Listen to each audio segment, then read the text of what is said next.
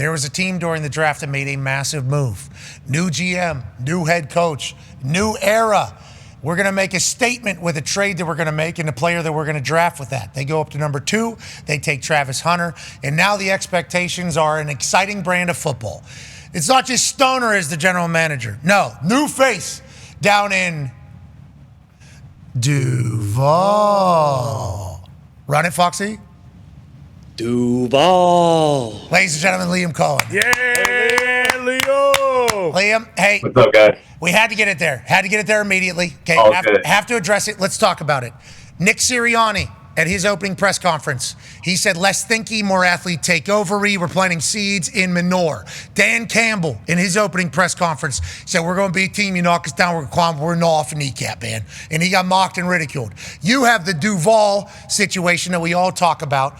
Whenever you exit that press conference, does somebody tell you like, hey, you just kind of remix that thing yourself here? Or how does that kind of all go from your standpoint as a first-time head coach, first opening press conference, and trying to make a statement and set precedent for what you're going to be down there? Well, I appreciate you guys having me on, man. Thank you for joining. Hey, you walk out of there and ultimately every former quarterback has a cadence. And it's just me learning a new cadence, right? You got to get used to it. Hey, blue 80s, you got to get a new cadence. And hey, the good thing's been is being able to connect with the fans because every opportunity they get to correct me has been pretty consistent. So great opportunity to connect with the fans of Duval County. I'll tell you what, if you win, yours is going to be the new one. Yeah. That is how it kind of goes. Let's talk about winning down there, though. Obviously, everybody knows the story of the Jacksonville Jaguars. Jacksonville Jaguars have been very good against the Indianapolis Colts at home for the past recent history, but not really good against everybody else. Seemingly have the parts, but now can they piece it all together? What were your thoughts when you got the job, take the job, and how do you feel about the team where you are right now? Yeah, I think when you look at the roster entirely and you see you have a quarterback that's shown the ability to play at a high level, you've got multiple defensive players on the edge, specifically on the front, that can disrupt the game and impact the game in a positive way. And then also you've got a star in Brian Thomas Jr. at the receiver position that ultimately can win at all 3 levels of the defense. So you see some pieces, right? And then there's obviously parts that we need to help with, right? Can we continue to help with the run game? Can we continue to get turnovers on the defensive side of the ball to ultimately help the quarterback, right? This is all about getting Trevor Lawrence to play at his highest potential.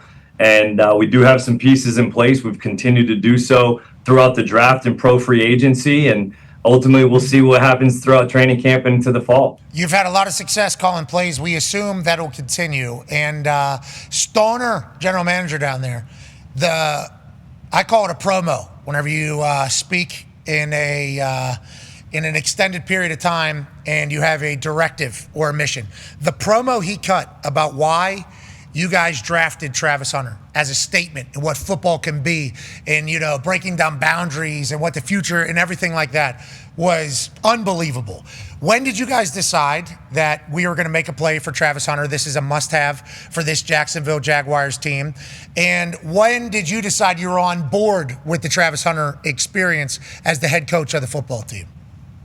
I think about a month prior to the draft, we started having some conversations, right? James came in to our office, was Tony and I sitting in here, and he said, hey, what would you guys think if we could go and make this thing happen? And when you go through the evaluation process of Travis on both sides of the ball, and you'd say, yeah, I would take him as a DB and I would take him as a receiver, right? And so those conversations started to become a little bit more realistic about a month prior.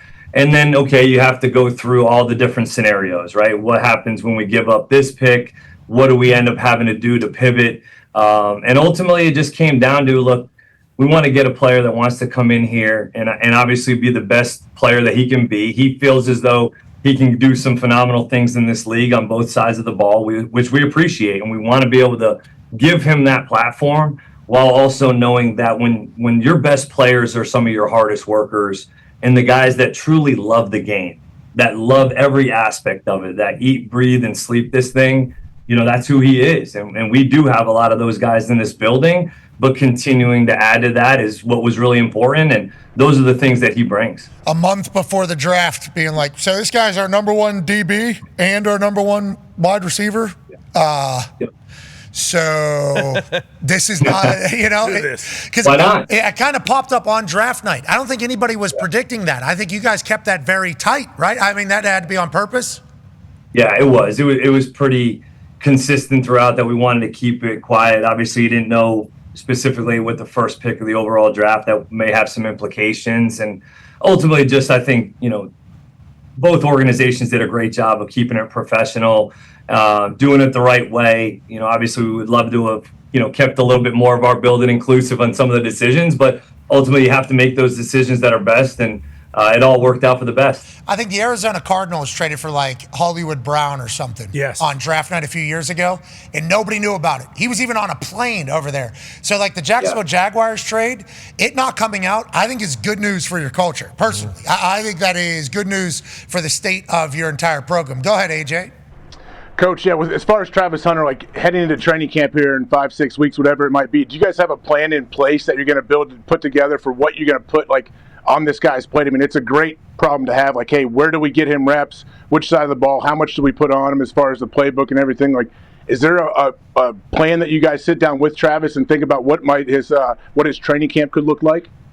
Absolutely. That was exactly what we did for the off-season program as well, where, we kind of built a plan and then sat him down and really talked through it. And, how does he learn? What is the best ways that he learns? We did gain some of that information throughout the draft process, but when you actually sit down with him and kind of get a feeling, well, he likes to walk through more than sit in a meeting room setting. So let's do more walkthroughs. And we really kind of, every day he was on offense, he also met with the defensive staff in the afternoons and vice versa. And so typically throughout this offseason, he was on one side of ball in practice and he didn't flip-flop.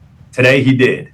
And he played both sides of the ball in practice today. And that will have to continue on throughout training camp, where he's playing on both sides of the ball and getting that mental and physical endurance throughout the training camp, because that's what he's going to have to do in games. So ultimately, we're building a foundation right now of both sides of the football, but he's going to have to do both in practice because that's what the game's going to be like. And we'll sit down and kind of reevaluate what we did this spring to see what's the best moving forward. Hey, no pressure. You got a once-in-a-lifetime player who wants to play on both sides. So, head coach, let's make sure we're monitoring reps. Let's make sure he stays healthy. Let's make sure he's prepared for two impossible jobs. Corner, maybe the hardest job in football. And then wide receiver, everybody's got to be on the same page. Hey, make sure you do it, dude. Good luck. Make sure you do it. You said he played on both sides today at practice for the first time. He did. How'd it go? He did. How did we feel? Good.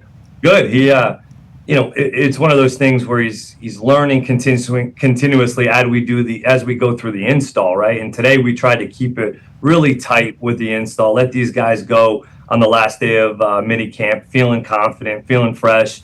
And he was in the right spot, alignment, assignment, and not a ton of balls came his way when he ended up playing on defense. And, that happens as you're playing the cornerback position. But he's been great. The coaching staff, as you mentioned, Pat, this is an organizational deal, right? From the training staff to the equipment staff to the strength and conditioning to our sports science, everybody has to be on board and understand what his process is and what's the best process to get him to play at the highest level on Sundays. And that's what it's been. It's been a group effort so far. Do you like the young vibe that you have? Obviously, we thought Stoner was a 12-year-old. Yeah. His face popped up on the screen, and we said, what?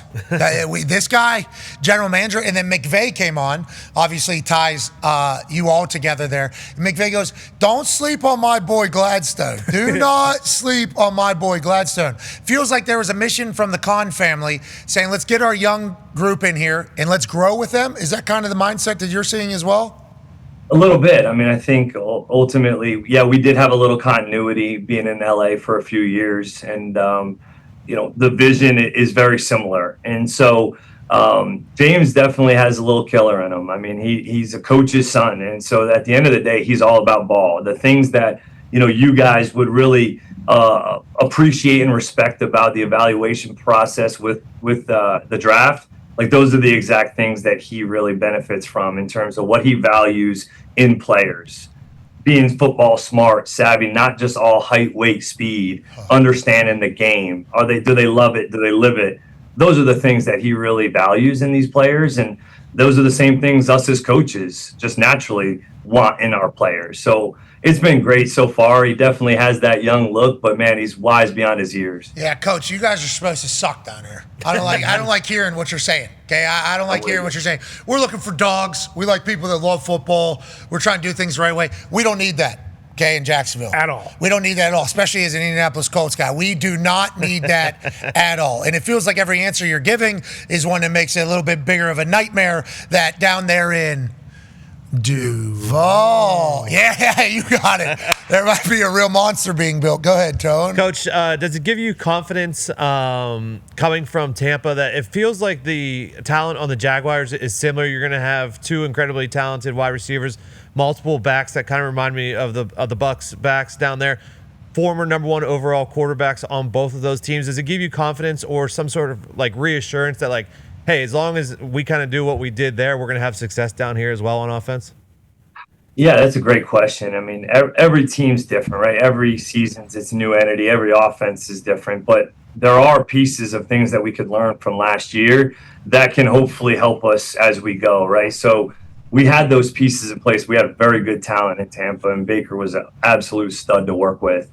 And we kind of had a mentality we were going to be one version of ourselves in the run game early on in Tampa. We were trying to run zone and a little duo, and then that wasn't working 4 games in. And so ultimately we had to pivot. And I think that was the learning moment was, man, these guys, ultimately it's all about what they can do. Like, what are they best at? Let's continue to try to do those at a high level. And yeah, we got to improve the things we need to improve, but we ended up pivoting to being a little bit more of a gap scheme team in the run game. And that was something that we learned that you can take in every team, that we've got to play to your players' strengths and ultimately do what they do best so we can get the best version of them on Sundays. X's and O's, play calling, obviously one thing.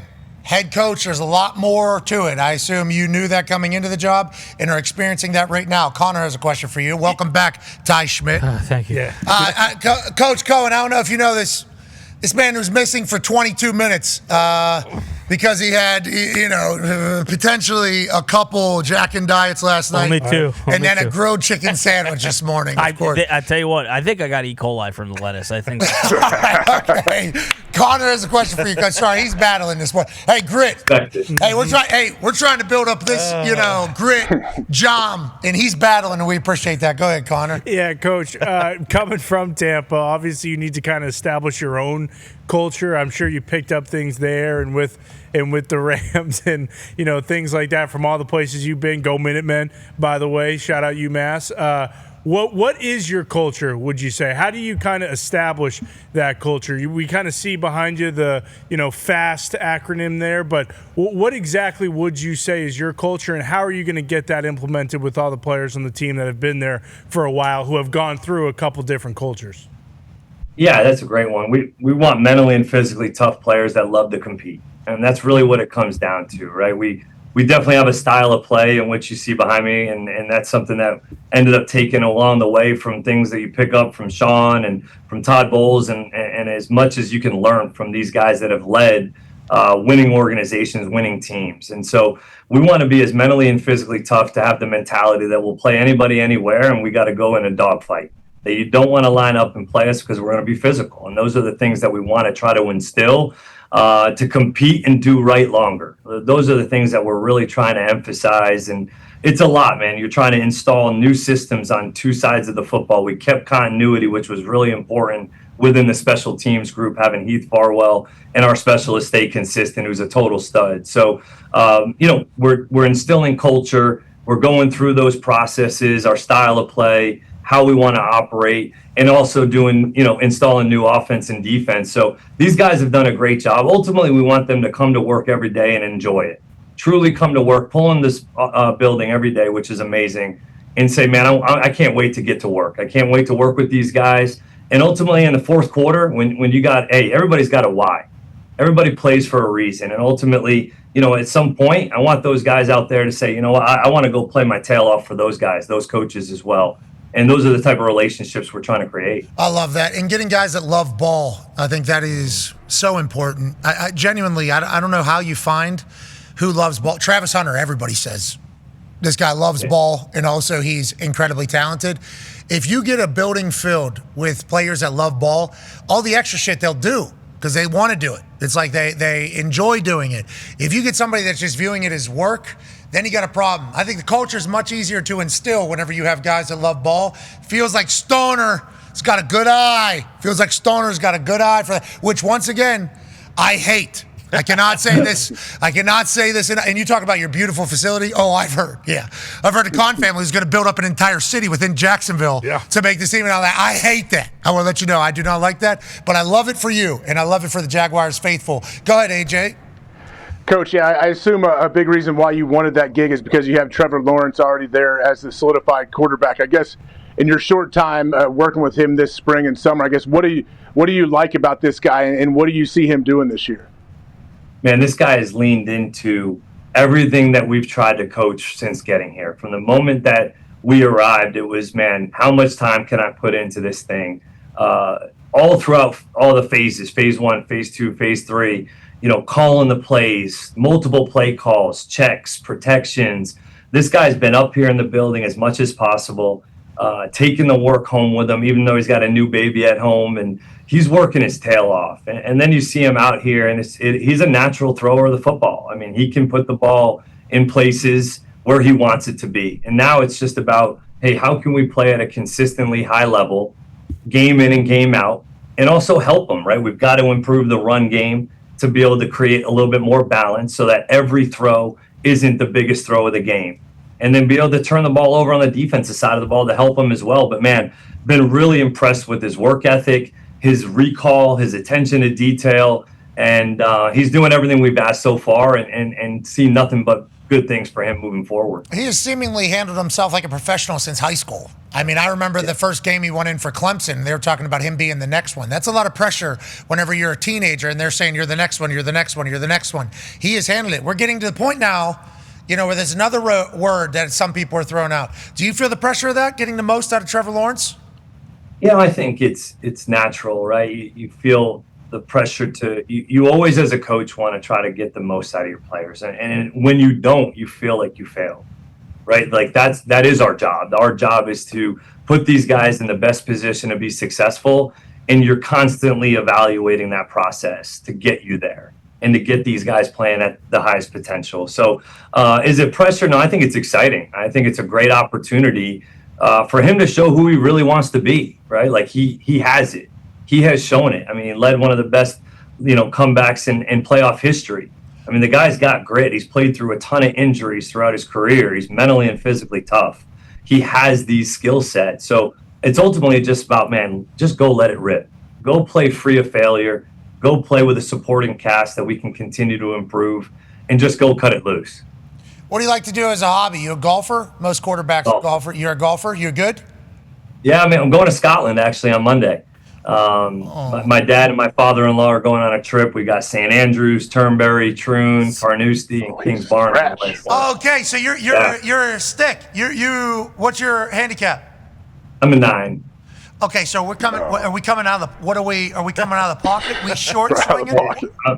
My putting game is tough. That's where I tend to fall apart on the green a little bit. Typically, you have to practice that, and don't have a ton of time to do it, and don't enjoy just sitting there practicing putting. But it'll be fun, man. This is like been our dream with me and my dad and my father-in-law. His family is actually Muncie, Indiana, so he's a huge fan, bro. Huge fan. Okay, well, tell the father-in-law shout out, and I hope he beats you and your dad out there over there in Scotland. Go Sirs. Okay, and go Sirs. Shout out if he's Muncie, Indiana. Who do you think wins the U.S. Open?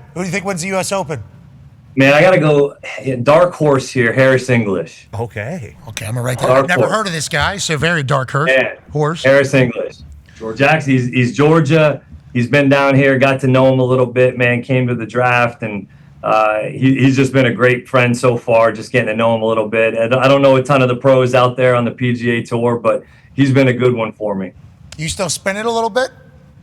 Little from 15 and in, I'd say. Nice. There's probably a consistent accuracy once you get past that, I probably lose a little velocity.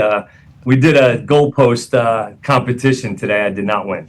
Who won? Logan Cook, the new rich punter you guys got down there? Dude, he could. If he was in it, he would probably have been right in the competition for it. What a stud. Really, really pumped to get him in the boat, extended him, and just exactly what we wanted Jacksonville Jaguar to be. I think Nick Mullins might have ended up winning it today, though. Oh, Mullins is a dog. He can sling it. That's what Mullins does. I appreciate the fact that your first press conference went the way it did. And obviously, you had sick loafers on, if I do recall. You had some awesome loafers on. Yeah, you did. You look sweet. I mean, everything about it was, attention stealing. Like, damn, look at how this guy, damn, look how young this guy is. He only has 5-year coaching experience. He just remixed Duval in this first thing. It's like, it was all a lot of noise. And now that you've kind of settled in and now it's time to build the program, I appreciate that you guys said we need to pay the punter immediately. That's good football.